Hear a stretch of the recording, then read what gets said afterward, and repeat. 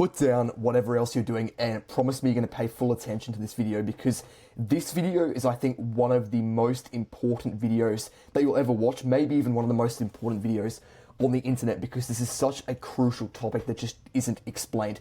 Overstimulation needs to be talked about by politicians, by teachers in school, by parents, etc. And I'm going to explain what it is and why it's so dangerous in this video. So, overstimulation is basically constant exposure to ultra stimulating stuff. So I've got a few examples here: junk food, social media, short form content, video games, Netflix, entertainment like stuff. All of these other things, we can consider them extremely stimulating, ultra stimulating things.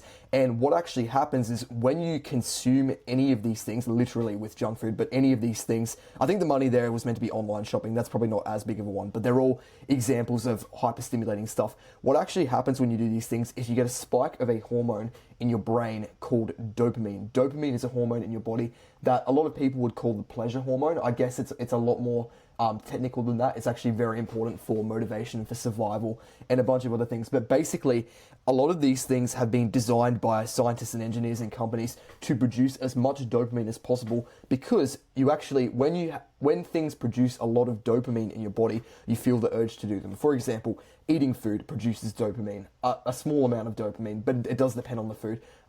Doing some purposeful work, or maybe talking to a friend, can produce dopamine. And all of these things are designed to produce dopamine simply because that's how we've evolved. We need to eat food, we need to be social, we're social animals, blah, blah, blah. We need to do all of these things, and that's why there's a kind of pleasurable aspect associated with it. The problem with the modern day is these things have been engineered to produce even more dopamine. So if you think about food we're supposed to eat, like just meat, plants, very, basic food, we now have these chemically engineered foods like, pizza, and there's way worse things as well that are actually designed to produce way more dopamine. And that's just kind of one boring example. I could give, and you could probably think of yourself, numerous examples of things these days that aren't good for us, but they produce a lot of dopamine and they're very easy to do. But you're probably watching and you agree with me so far. Okay, there's a lot of, very comfortable things these days compared to, generations past. What's the big deal? Here is the big deal. I'm going to explain it there we go. My laptop is actually deciding to work. So I'm just going to draw right here.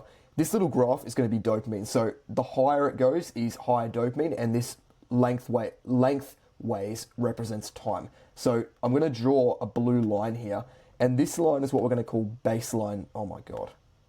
Let's make it blue. I'm going to call this line baseline dopamine. If you don't know what baseline dopamine is, that's absolutely fine. It's basically the line that you're normally at without any kind of stimulation or anything bad happening to you. This is the normal level of your dopamine. What is happening with, for example, if you were to eat normal food, so let's say this isn't junk food, this is just normal food, you'd get a slight hit of dopamine, and then it would basically return to normal afterwards. The problem these days is if you're eating and you could use this with any example, you could compare like reading to consuming social media, or maybe playing a sport to a video game. What actually happens with these modern day things is, instead of getting a small dopamine hit, you might eat a pizza or something that's like unhealthy, but it's extremely palatable. It's designed to produce a lot of dopamine. And what actually happens is you get an enormous dopamine hit, and then instead of returning to your baseline, it actually dips a little bit below, down to here.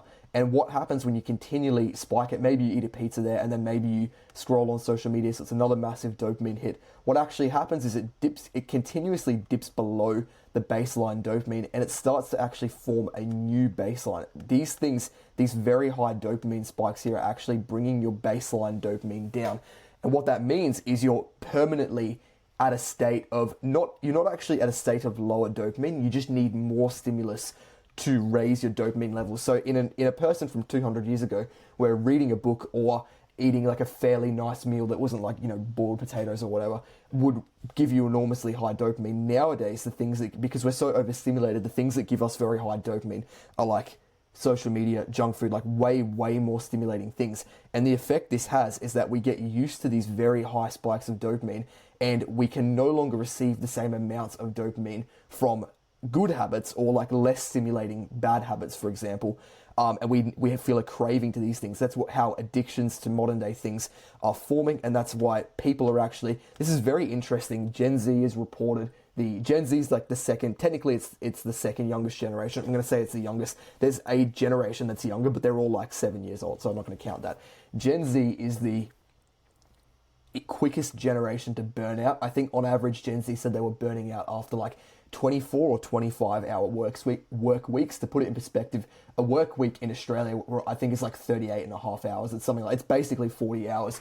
And Gen Z was burning out at 25, and everyone was saying, oh, they're so weak. And I do think there is some truth to that. I think we are the weakest generation, but I don't think you can just brush things like that aside. There's a reason for everything. And I think this is one of the reasons, because we are so much more overstimulated, and each generation becomes, ever since like forever really, each generation has probably become more and more overstimulated, unless it was like a period of like regression or something. But for Gen Z, for example, we're so overstimulated that our baseline dopamine has been lowered so much that normal tasks, for example, say this, I'm going to draw a yellow X, say this task up here is let's just say this is like a work task that's uncomfortable. The distance between a normal person's baseline dopamine and the uncomfortable task might be this. Let's just say it's this much uncomfortable, this black line. For our generation, it's maybe this much uncomfortable. It's a bit more uncomfortable, even though it's the same task, simply because we've been overstimulated so much that these things are more difficult. That's just a theory of mine. I'm not a scientist at all, but I do know a lot of people agree with that, and they think because we're so overstimulated, it makes normal tasks more difficult. So if you watched until this point in the video, you're obviously an intelligent person, you should hit the subscribe button. But I think this is a very interesting problem, and it's also a very dangerous problem, because when you're so overstimulated, not only can you not do, like work is one thing, it's also very difficult to do the healthy equivalents of these things, like eating, normal healthy food, exercising, normal socialization, lower dopamine entertainment / learning, like reading, studying, etc. And all, I guess, socializing as well in real life. All of these things become way more difficult, and you could probably agree with me, people do less of these things, with the exception for maybe like the gym. I think that's made a bit of a comeback, but other than that, people do less of basically every good habit. So yeah, that is the problem, and it's a big problem, but enough doom and gloom. What's actually the solution to this? Because I'm a bit tired right now, so I kind of want to wrap the video up. But the solution to this is what I call a dopamine detox, and it's not something I've invented at all. It's been around for years, and people have made many videos on it. In fact, I've made a video on that, and I'll have it linked in the description after this. But basically, the thing that you need to understand is that dopamine isn't happy. Doing a bunch of activities that spike your dopamine extremely high is not good for your happiness. Happiness is a spiritual thing. It's not a chemical thing from, dopamine spikes, pleasure spikes from doing pleasurable things. I know a few people have said this, including, concerningly enough, like authority figures I've had throughout my life, even when I was much, much younger.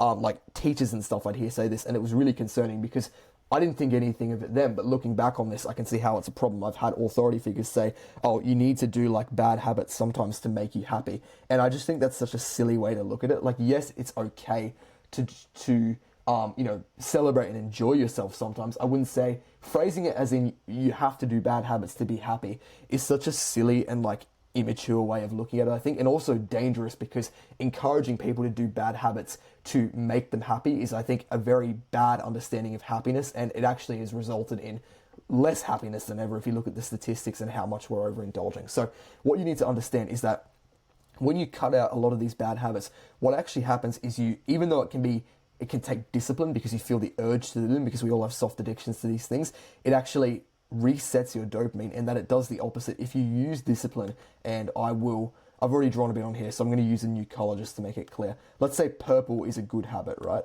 Let me find purple real quick.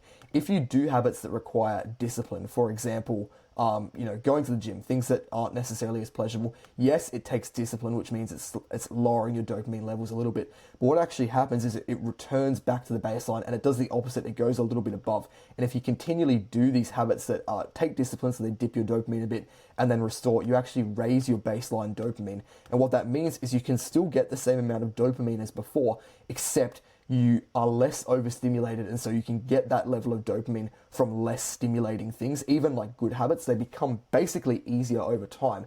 And not only is that the case, but you also are healthier and you are happier spiritually overall, because you're making progress in your life towards your purpose. And we all know a healthy body is also a healthy mind. So these things are all definitely true. So yeah, how do you reset your baseline dopamine? To put it simply, I would recommend starting with a 1 week dopamine detox. So what you're going to do is you're basically going to try and cut out as many bad habits as possible that spike your dopamine. You already know what they are. If you want to watch a full video on it, you can click the link in the description and watch my full video on it. But basically what I recommend is for 1 week, cut out all social media consumption, even YouTube and stuff like that. Don't watch any of it. You might think, oh, I need to watch it. There's something important. They're 99% sure there is absolutely nothing important. You can listen to podcasts, or you can use, if you want, you can get an Audible subscription for free for 30 days, and you can just listen to audiobooks for that for free. And if you want, you can cancel it afterwards. You literally lose absolutely no money. So you can do that if you want. I'd also recommend you get your sleep and dialed in, so you pick the same time every day and you try and eat as healthy as possible. You can make a list of rules, and also you plan one fun delayed gratification habit each day. So it could be going somewhere, it could be I recommend you leave the house every day. I'm not going to go in depth there. Just try and plan one fun thing that isn't bad for your health every day, and you'll find that makes it easier. So yeah, if you are interested in that, which I'd recommend you check it out, you can watch my video linked below. That is the video, guys. This is actually, I got a bit tired at the end, but it is actually a really important thing. So hopefully you do listen and take something away from that. Thank you for watching, and have a good